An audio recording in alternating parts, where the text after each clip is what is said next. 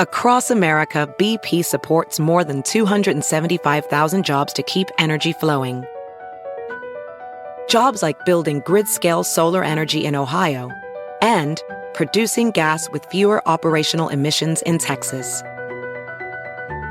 It's and, not or.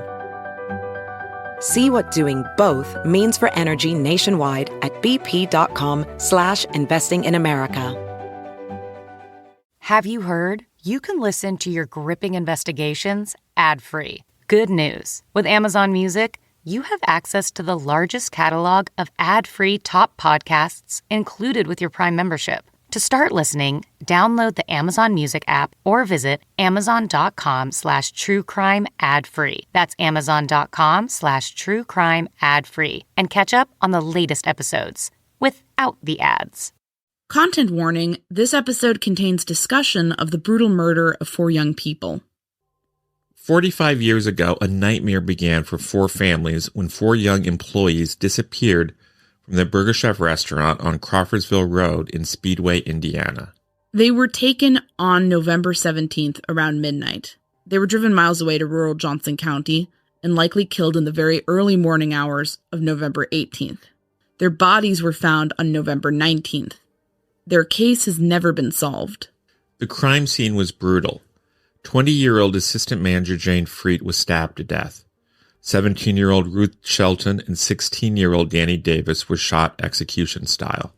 16-year-old Mark Flemmonds asphyxiated on his own blood after he fell unconscious upon sustaining injuries to his face and nose.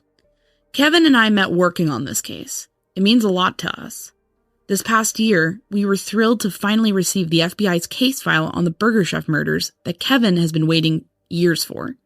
The Federal Bureau of Investigation only worked the Burger Chef murders case for a few days, but they did a lot of groundwork.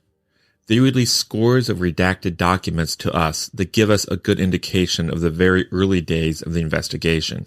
We went over it all with a researcher who we regard as one of the best on the Burger Chef case. We call him Hank on the show. Not only is he great at finding out information, he also has a law enforcement background too. We recorded this a while back, closer to when the FBI files were released.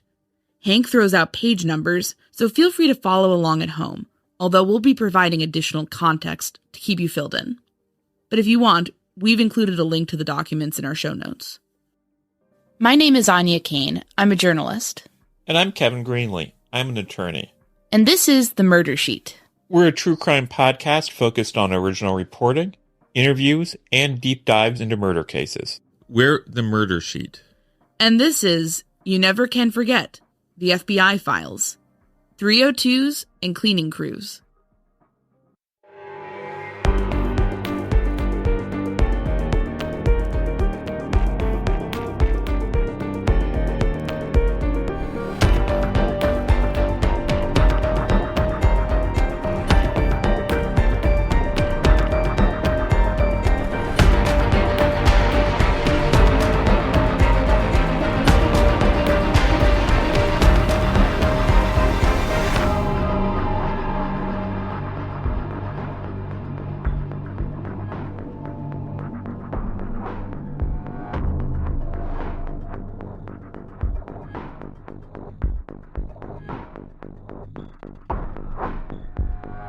Let's jump back into our conversation with Hank. We were talking about Alan Pruitt. Pruitt is, frankly, a problematic witness in the Burger Chef case. He came forward in the early 1980s with a story about seeing Tim Willoughby and Jeff Reed abduct the employees. Willoughby, at this point, was missing. He's not been seen since 1978, although the body of his girlfriend, Marianne Higginbotham, was discovered in 1979. Reed, on the other hand, was a local musician and rabble-rouser who, some say, actually confessed to the murders at different times. Meanwhile, Pruitt changed his story many times later in life.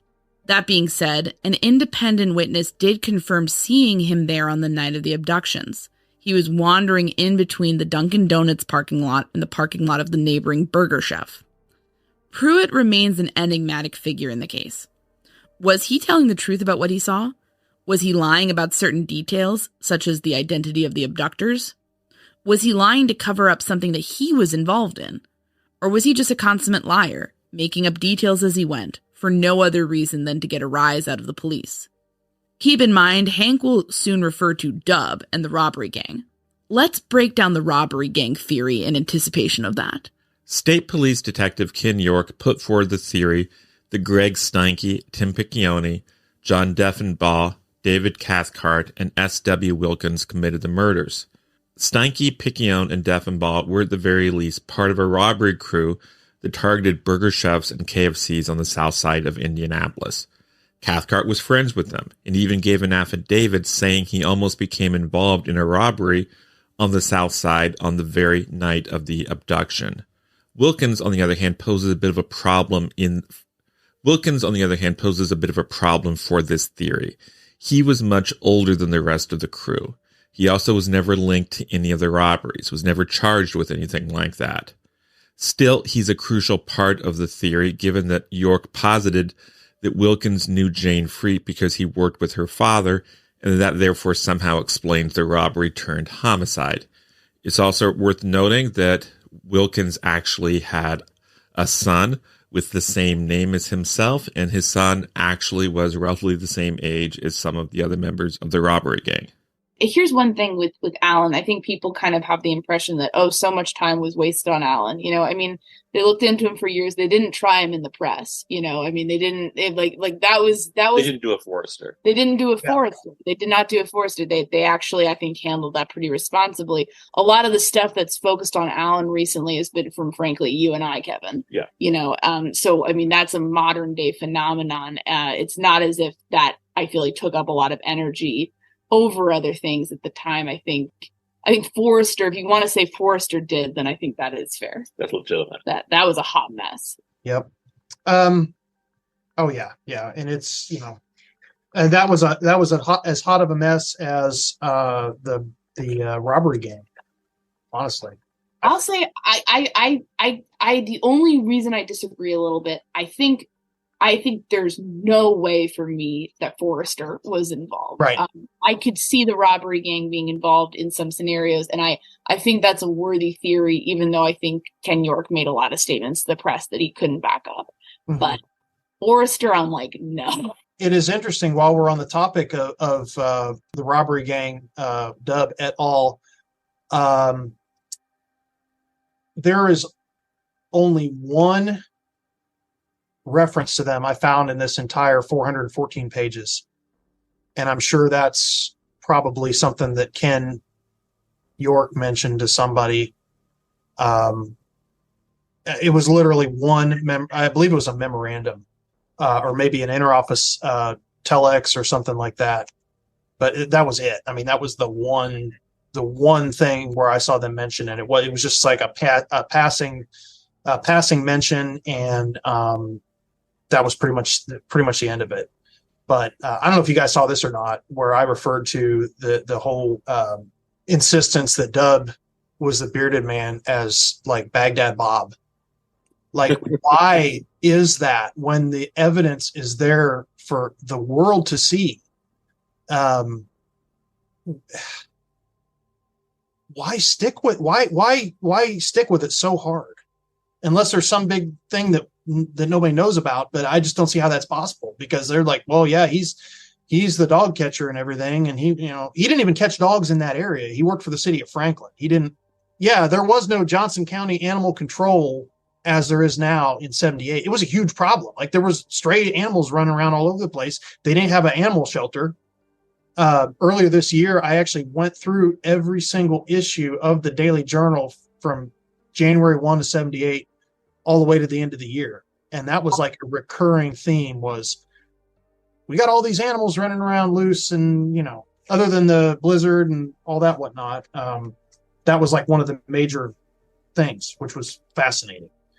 One thing that Hank observed was that the FBI files do not focus on what we'd call some of the major theories of the case, like the Pruitt sighting or the robbery gang. There are a few references to Donald Forrester, a rapist who made 2 faulty confessions about the case in the 1980s, though. Despite all the redactions, I think these have so much value because they're in proximity of time. They're so close to the actual events. I was actually somewhat struck by the fact that a lot of the stories actually are pretty similar to what people have told us in some respects, like actually that, I mean, Yeah. there's not huge, I mean, like with a few exceptions, there's really not huge variations for the most part. Right. And I mean, A that's lot of it tracks. And then we see some references to some early possible suspects between pages 47 and 54. There's some lead information in there about a few inmates that escaped from an Ohio Department of Corrections facility, pretty well placed in Cincinnati, holding someone hostage at like 11:30 that night. So I don't believe it was them. On page 45, we see that a coat, the shirt, and both purses. I think this is with some reference some of the evidence that they processed at the FBI lab that was confirmed. They were found in the office. I think the coat was probably Ruth's, and the plaid shirt, the Big Murph, that was probably Danny's, based on some of what I read. I did want to throw this in there, and you guys might find this interesting. I see these. It's so funny because I see these every day, and this is 45 years later. On page 61, we have what are basically prints from NCIC IDAX bulletins. And it's just so funny because even today, if you pull one of these up, they look the same. I mean, the formatting, the ORI number, which an ORI number is like every agency has an ORI number, and Speedway PD still has that ORI number today. So it's just so funny because even in 2023, if I like get a hit on something on my computer, it's just like, it still looks like that. And so that's like some super cop nerd stuff, but and part of that might be, and that this might have to do with the reason that like the BMV files, like there are certain days and hours of days that like we all joke that you can't do any police work during these hours because BMV's down. When I worked weekends, there was like consistently, there was a period of time on Sunday when BMV was down and you couldn't do anything. So it's so funny because these computer systems, like a lot of people think it's like what you see on like some of these TV shows where it's all, cool and touch screens, and everything. This stuff's archaic. I'm gonna be honest with you. These inlets that we use, some of this stuff is very archaic. It's like it runs on a 3270 mainframe. Kevin might know what that is. I don't know. It was before your time. Yeah. What was it? I'm seeing though on the first one it says 1624 hours. Is that 420? Oh yeah. So I wanted to cover that. So that's actually the later bulletin, and that was part of my notes here. And it's probably so far back that I've gone and skipped over it. Yeah, because I'm seeing notes about the shoes and there's just so much. The first bulletin out. I'm trying to find that. There is just so much of the stuff. Like we might have to do this like 50 times to get all this stuff in here. We know based on, if you go back to page 14, this is the first time I saw it in this package of docs. And this is the NCIC bulls. There's two of them. There's one from about 4 a.m. on November 18th of 1978. And then there's a second one that comes out later at 4:24 p.m. So the first one we see is the bulletin for attempt to locate the 4 employees. Back in the day, before people had computers in their cars, they would actually put this out on the radio. So, the only thing we get on the radio nowadays are like Amber Alerts and, your real hotshot calls, like shots fired or somebody's getting shot or whatever. But it used to be, even, 20, 25 years ago, you would have, let's say you had a line of duty death or an officer that passed away. The state police post would actually put this stuff out over the radio for people to hear because, there was a time not that long ago when we all didn't have computers. So we can see based on this message, I can speak from experience on this. This was sent out by Speedway PD's IDAX, which is Indiana Data and Communication System, / NCIC, National Crime Information Center terminal at 4:25 a.m. on November 18th of 1978 by Dine, who would later become the police chief in Speedway, but he apparently was a dispatcher, at least that night. So what this tells me is that by 4:25 in the morning, at the absolute latest, they considered this an abduction / kidnap situation. How does that track with you in terms of one of the most famous aspects of the case, or infamous perhaps, Yes. is that they let the crime scene slip away by allowing the cleaning crew in and treating it so poorly? Oh, That's the next thing in my notes. Okay. I got so excited. I was like, I got to ask him. When was the go-ahead to cleanup given?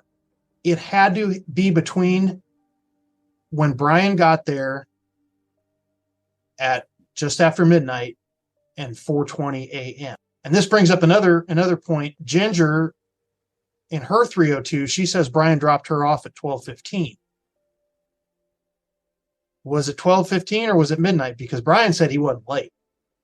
And we'll never know the answer to that, but it seems based on her, what she said here in recent years is if she got home 1 minute past midnight, she was in deep trouble. So right. I just wonder, was it 12:15? Was it midnight? And I also didn't notice anything when they spoke to her or Brian about them driving past the restaurant on the way to drop her off. It was all later. Stuff that happened. The only possible allusion to that I could think of was we have Brian Crane calling Danny Davis his parents and perhaps telling them the car was not there at 11:30. Right. So that could be a reference to when he and Ginger drove by. But if they're driving by the restaurant at 11:30, I don't know why it would take until 12:15 for him to drop her off. Yeah. So that's a minor discrepancy. I mean, and this is all eyewitness stuff. I mean, I ask people even today, stuff that I work on, it's like, it's hard. It's really hard. You can get two totally different, and it's really funny now because we've got all this surveillance video and it's just like, you can get somebody tell you one thing, somebody tell you another thing, and then you look at the video and it's like completely not happened that way. But always talking to me when people put so much faith in that or put so much like emphasis on, oh, well, this person said something different, so then it must be, and it's like, we're humans. We're so fallible. It's hubris to think that, for sure. And this many years later, it's like, but going back again to why I think these documents are important is because it gives us that picture of basically the day, not the day. Well, the murders probably in all likelihood happened on the 18th. So this gives us this picture into November 19th, 1978, before anybody knew that the kids were even dead. Given your own law enforcement background, what do you think of the quickness or the kind of speed with which they, realized something was wrong? I guess it strikes me that, the 4 a.m. hour comes and they're like, uh-oh. But then also the speed with which they handed over their crime scene to a cleaning crew, like how freaking important was that? That makes me want to bang my head against the wall. To me, that is so baffling because if they knew, we see this message go out and the terminal don't lie. So at the absolute latest at 4:25 a.m., because this is when it was sent from the terminal, they know that this is a abduction/kidnap/robbery. When did they give the green light to clean? Because the thing is, I don't think with all the employees being gone at midnight, I doubt very much that Robert Gilliott is going to call in another crew to finish the cleanup. I mean, my understanding was they finished the cleanup in the morning in preparation for opening. So, oh my God, yeah. And I mean, I'm going to say this, Kevin might want me to cut it out, but this all just smacks of lazy incompetence from Speedway, because something's not adding up here. We're hearing the speed. I mean, we heard that like regional managers were being called on a phone tree that, during the night. They're all horrified. I don't think they're like pounding down the Speedway police's door like, we have to clean. I think they're concerned about their employees. Another thing, and you guys probably knew this, but if not, I wanted to share, and this is just kind of a sidebar, and then we'll get back to more 302s. Robert Gilliott was the manager of the Speedway Burger Chef. He was the boss of assistant manager Jayne Friedt. I got the chance to speak to him briefly some years ago. Here at the Murder Sheet, we work on the podcast and our investigative reporting full time. That means we sometimes don't have time to meticulously plan and cook delicious and nutritious meals. So, in this new year, we are eternally grateful to our sponsor, Factor. Now's a great time to try out ready-to-eat meal delivery service Factor. Remember, when you support our great sponsors like Factor, you're supporting us and our ability to keep doing this work.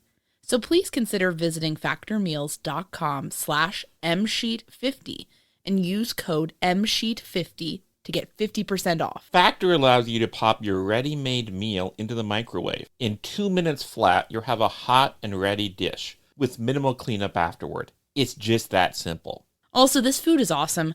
I recently dug their black bean and rice enchilada bowl with roasted zucchini, corn, and salsa verde. It tasted so fresh and flavorful. I love that we get to skip meal prep, the grocery stores, expensive to-go orders, and elaborate cleanup. Plus, there's plenty of options for extra picky eaters like me. We've really been thrilled with Factor, and we feel you will be too if you're striving to eat healthy and save time in 2024. It's really helped me meet my nutritional goals for the new year. Head to factormeals.com/msheet50 and use code msheet50 to get 50% off. That's code msheet50 at factormeals.com/msheet50 to get 50% off.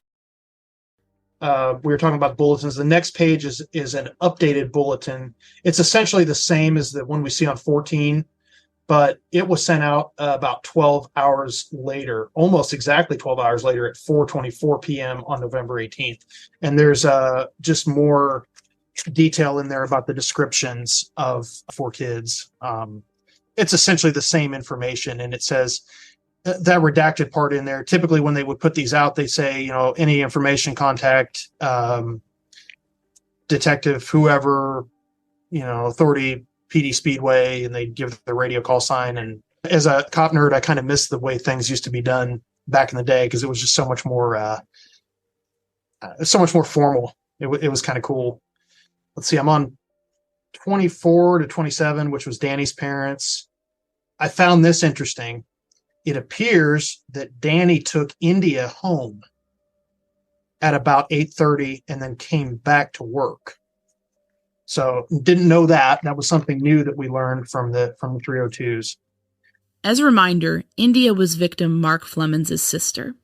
Victim Danny Davis also had a sister who worked at the Speedway Burger Chef too.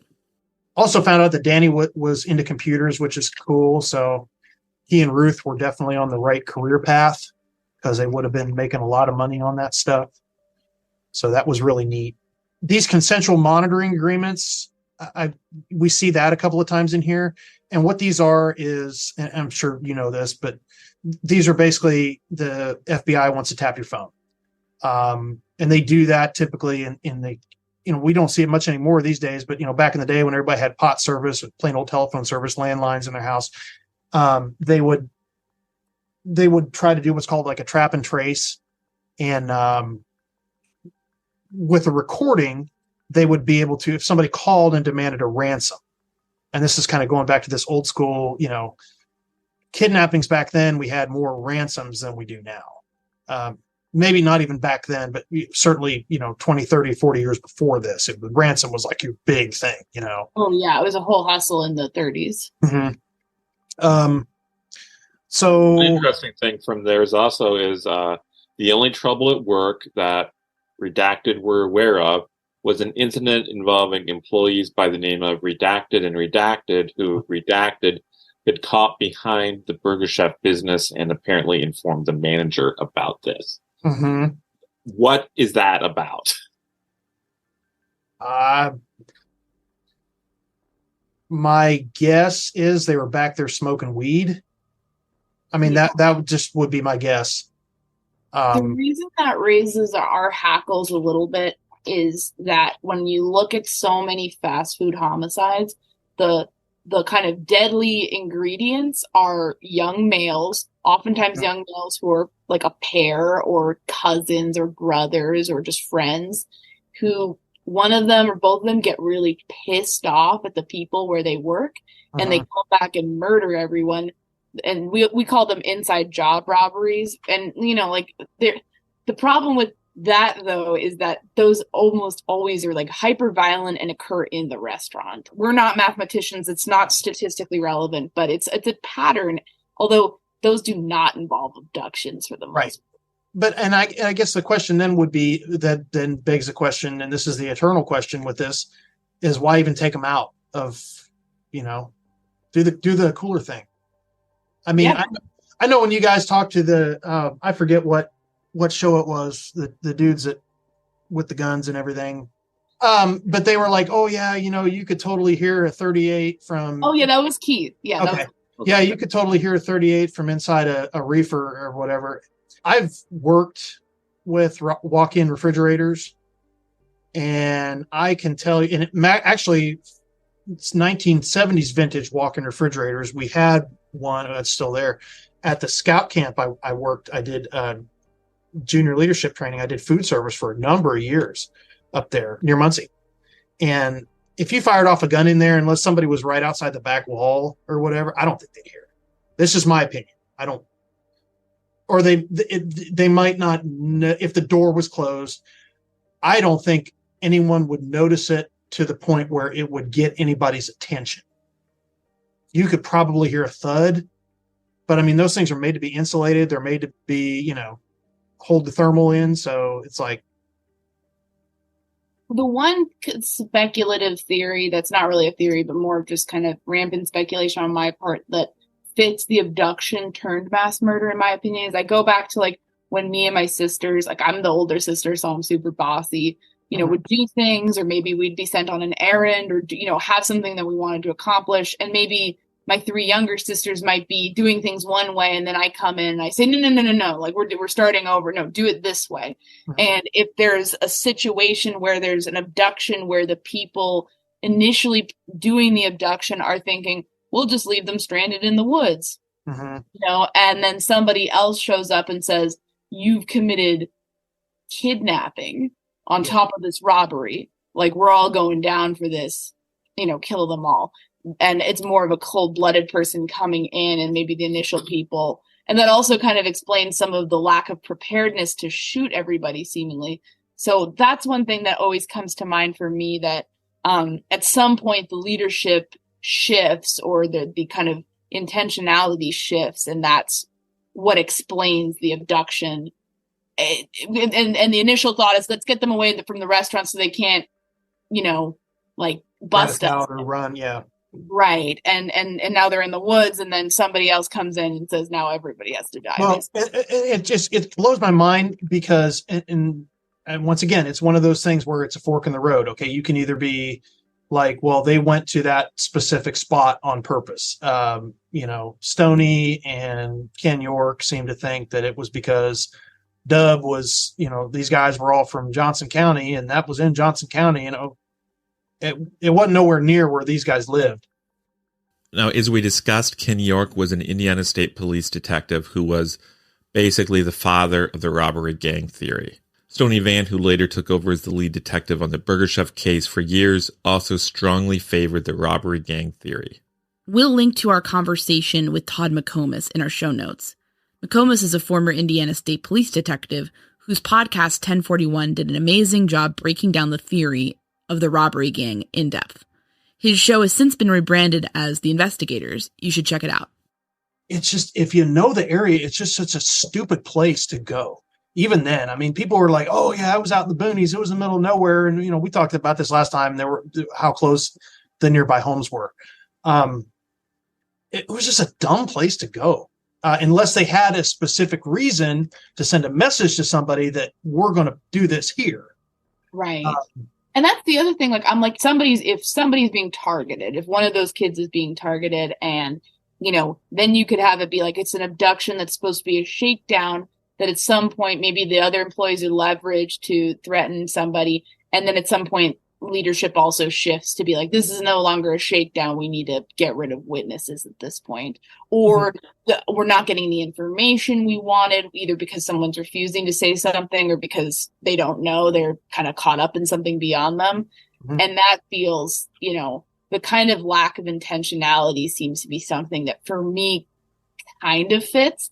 This whole thing is so sloppy and poorly done as far as crimes go. It's actually like a kind of a horrific coincidence that the policing, the initial police response was so bad that it benefited the killers to this point. And I think that it does. It's always kind of looked like that to me. It's like okay, and that could, some of that could speak to why are we driving around for maybe an hour and a half? I mean, we go back to those 302s, the people on West 15th Street. They're talking about, honestly, based on what the lady that was making coffee said, I put it closer to 2:00 when the car was dumped. I think probably maybe 1:04. I mean, she said she stopped watching Carson. We know Carson's over at 1:00. She says it takes her about 45 minutes to make her coffee and drink her coffee, whatever. So it's darn near probably almost 2 when the car gets left there. And we know the car wasn't there at 1 because the guy, the dude that was coming home that said, hey, the only car on the street was this Plymouth that belonged to my neighbors.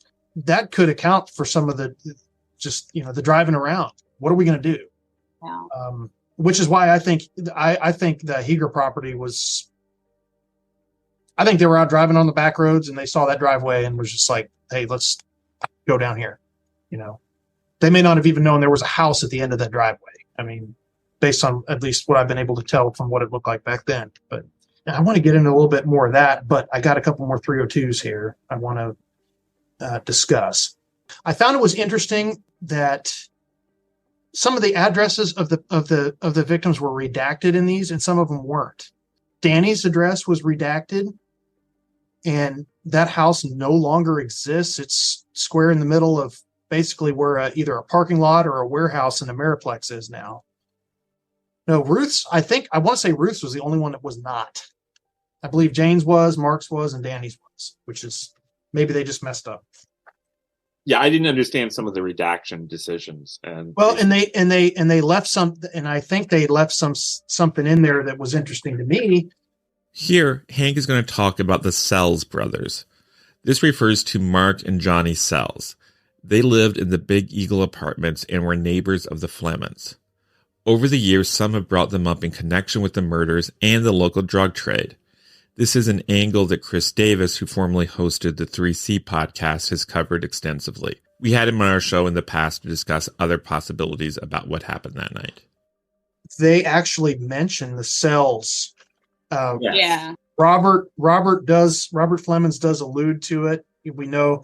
I know who he's talking about just based on the stuff that Chris put out there about Mark and Johnny. Johnny, his stuff is mainly just like drunkenness and alcohol related. It's been so long since I've looked him up, but nothing serious. Mark Sells has never had anything worse than I think a speeding ticket. Wow. Which was interesting. But Robert Flemmonds does say he didn't want Mark hanging around the Sells boys. And I think at one point India or somebody else mentioned them. And there is at one point in there, either one or both of their names was potentially missed by the redactor. So, oops. Yeah. And I mean, it is what it is. But that's already out there anyway. So, That's whatever. True. The shoes. We talked about the shoes last time. We talked about the shoes last time I was on the show. What shoes? Well, there were reports for years that one of Jayne's shoes was found under a bridge after the abductions. This whole thing makes even less sense because we've never heard anyone say that Jayne was missing a shoe at the crime scene, and that seems like something that would come up. There are a couple of mentions that the shoe was found under the high school road bridge, but then we see that another report that the shoes were found on the 21st Street Bridge over Eagle Creek. So there's a possible little discrepancy there, which is interesting. Next, Hank would get into the activity at the Galaxy that night. The Galaxy was located on the other side of Crawfordsville Road, across the street from the Burger Chef. It was a disco for the under 21 crowd. Apparently, Mark Flemmonds may have gone there on the night of his abduction and murder. Also remember, Kevin Flemmonds is Mark's older brother who was later accused of participating in a homicide. Mark and India went to Galaxy when India went off duty, and Mark was on break. They didn't have money for the cover charge. that's interesting because we've heard from, I know Kirk for sure, that he didn't think he was allowed to go over there. So that's interesting. The 4 kids that came out of the disco all went back to the Burger Chef just before 8:30.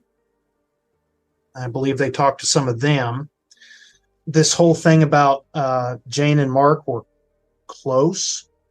That's been a persistent rumor through the years. And India and Robert, according to their 302s, infer there may be more going on there. And that's a recurring theme we've heard on some of the Facebook groups. And Kirk even mentioned it in his interview that he did with you guys for the show, that he thought maybe, that whoever questioned him back in Virginia, they were asking about that. So that's kind of a recurring thing that we see. Yeah, I'd be curious, because no one's ever able to really give any examples of what could have been perceived as flirtatious. Most of the people we talked to who knew Jayne say there's no way she would have been going for a 16-year-old child, right.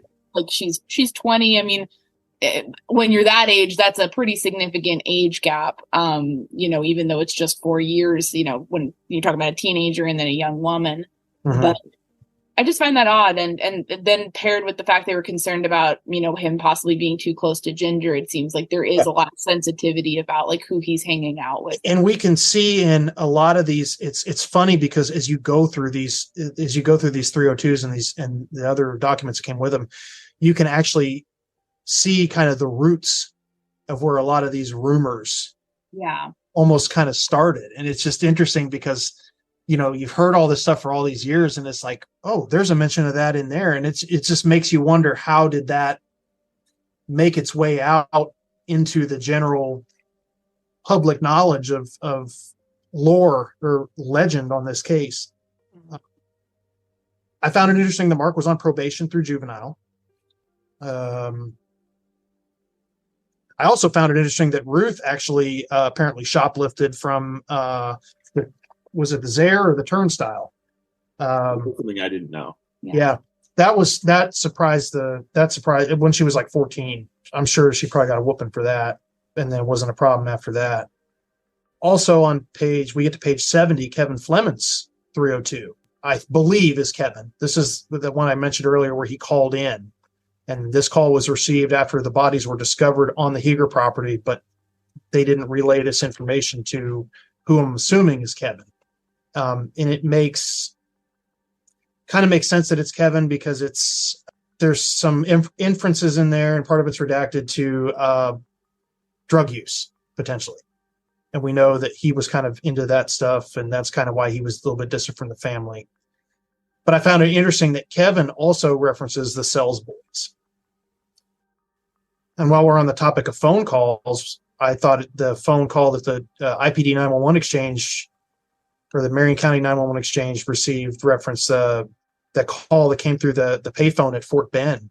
If that ever went any further, we don't know about it, but that was an early lead that the FBI handled. Some of this you guys might know, but it brought up a question for me. Did anybody go try to pick Ruth up after work that night? I don't believe so. Okay. Although we asked Ruth about that at some point. I think we did. I don't remember her answer. That's it. I just wondered because we see in here that Ruth did have a license, and some days she would drive herself, and other days, we know, for instance, that night, according to the John and Rachel's 302, John being her dad and Rachel being her mom, for those that aren't on a first name basis like us nerds are. Rachel took Ruth to work that evening. I think Teresa said that when her mother took Ruth to work, the custom was that Ruth would call for a ride home. When she was done. Okay.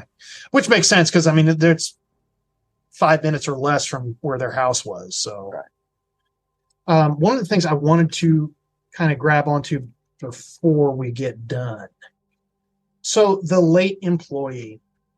We haven't decided if we're going to use his name or not. But so let's just call him the late employee. Let's talk about that late employee for a minute. Kevin and I know the identity of this person, although we're not naming him for now. He was 16 back in 1978. He worked at the Burger Chef and apparently ran into some issues there. He was actually slated to be fired. On the night of the abductions, he was scheduled to work, but did not show up. He claimed to have car trouble. Danny Davis stayed late to cover this person's shift. Oddly enough, employee Brian Kring, who sounded the alarm about the disappearances, has said that this late employee showed up after him at the restaurant, only to quickly get out of there before police arrived. So he observes Danny's car and Brian's car in the lot. What I got from his 302 is it looks like, at least the way it's written, he actually went inside the restaurant. Did you read it that way? Yes, I did. Yes, yeah. Okay.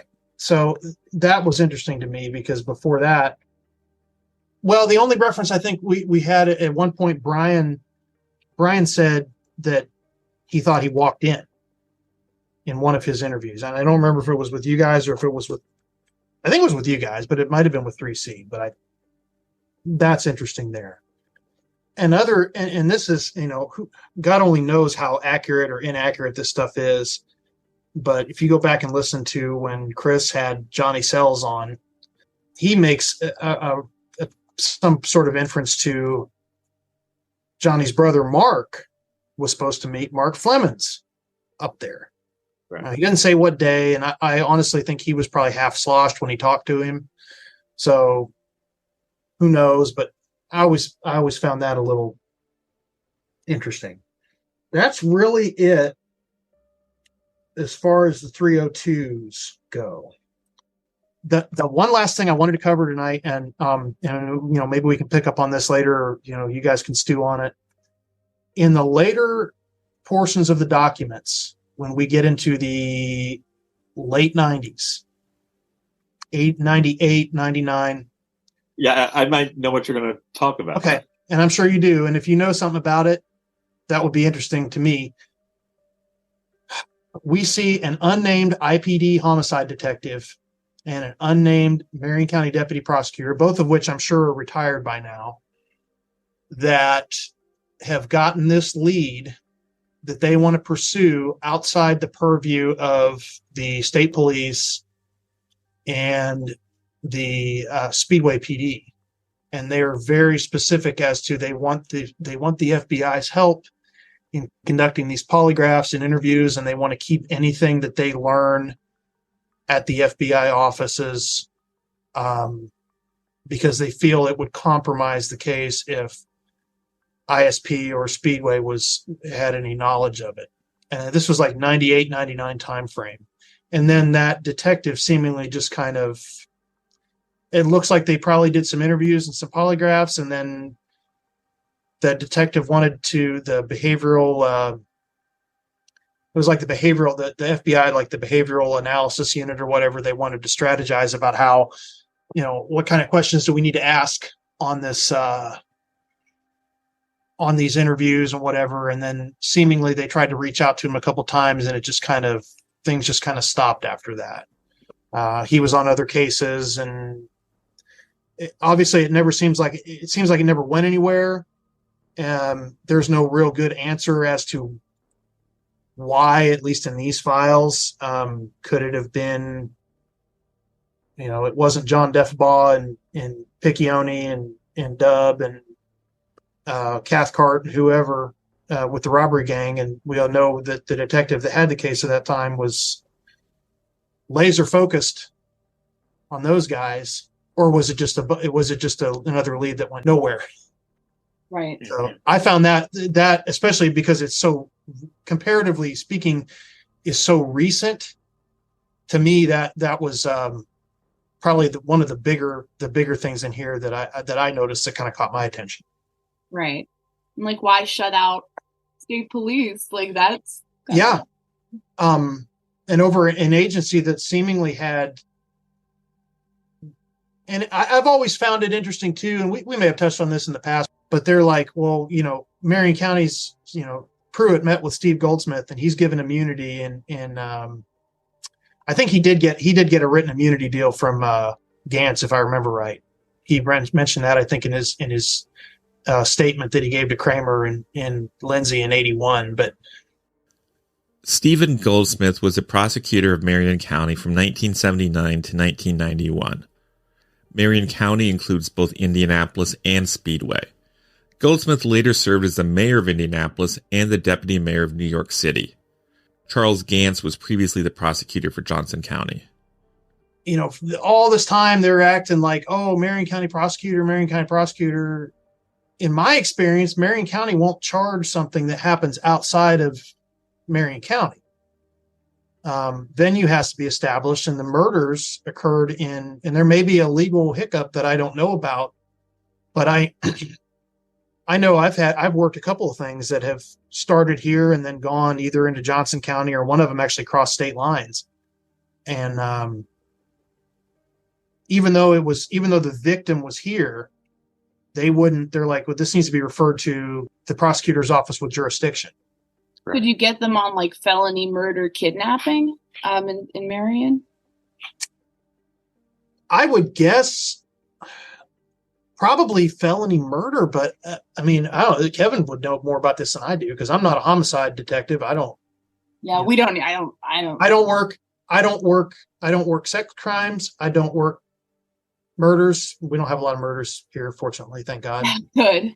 I've worked a couple death investigations that were non-criminal, but I don't know. It's just, I've always found it interesting that Marion County has always been kind of referred to as like, oh, they would be the ones to charge, and if these people have anything, we're going to put it before the grand jury. And it's like, the murders actually occurred 4 miles south of the Johnson-Marion County line. So I don't know. That's been one thing to me that's always been kind of frustrating. All this reference to Marion County is like, no, Johnson County would be the ones doing it, I think. Yeah, and we know they worked it hard. I mean, they were on the Crabtree, I think, side of things. They were believing that this was a Crabtree situation gone wrong, and we were very fortunate to get those files. But it didn't seem like they came very close to prosecuting Burger Chef. The Crabtree obviously thing got rolled up eventually. But. Well, I think it's more, and it may be because there was a change in sheriffs. Tom Pritchard, who was the sheriff at the time of Burger Chef, I don't believe he was in office anymore when the whole Crabtree thing happened. So, and Pritchard, I've learned about him that he had some problems when he was sheriff, because this was before the current jail and sheriff's office was open. They were still in an older building in downtown Franklin, which is gone now, but they had like a bunch of escapes because the building was like, the building was like old and shot, and they had these escapes. And there was one guy that escaped from there that, for all intents and purposes, looked like the freaking bearded man, but that's like a lot of people back then. So he had some issues, but I just kind of wish that they would have maybe, pushed it a little bit harder. Yeah, definitely. Let's just say if the people that did this, ended up at the Heger property, if they had any kind of a connection to the area, and, I don't want to go on the Center Grove Memories Facebook group and ask, because it's like, people I think want to kind of put that in the past. And they're not nerds about the stuff, they're all about the happy memories. But I would love to find a way to really kind of talk with try to find a way to get some information out of some of like the old timers in the area, or people that would be considered old timers that may have known, who the ne'er-do-wells and the troublemakers and stuff like that were at that time. I would encourage anyone who knows anything like that to email murdersheet@gmail.com, because we'd love to hear from you, even if it's just background and color. We're not going to just be taking you and saying, oh, these guys were bad, so therefore they did Burger Chef. We're going to be, just understanding what the criminal ecosystem was in Johnson County at the time. Yeah. And like I mentioned, I did some research on it, and there were, I think, between 16 or 18 deputies on the sheriff's department in 1978, in that time period. And there were 12 Indiana state troopers assigned to Johnson County, which is just to me is a huge amount of state police. But back then, they did a lot more local policing and picking up, runs, local calls than what they do now, certainly. Right. So it was just it was a different time, We want to sincerely thank Hank for talking to us. We really appreciate him. Thanks so much for listening to the Murder Sheet. If you have a tip concerning one of the cases we cover, please email us at murdersheet@gmail.com. If you have actionable information about an unsolved crime, please report it to the appropriate authorities. If you're interested in joining our Patreon, that's available at www.patreon.com/murdersheet. If you want to tip us a bit of money for records requests, you can do so at www.buymeacoffee.com/murdersheet. We very much appreciate any support. Special thanks to Kevin Tyler Greenlee, who composed the music for the Murder Sheet, and who you can find on the web at kevintg.com. If you're looking to talk with other listeners about a case we've covered, you can join the Murder Sheet discussion group on Facebook. We mostly focus our time on research and reporting, so we're not on social media much. We do try to check our email account, but we ask for patience as we often receive a lot of messages. Thanks again for listening.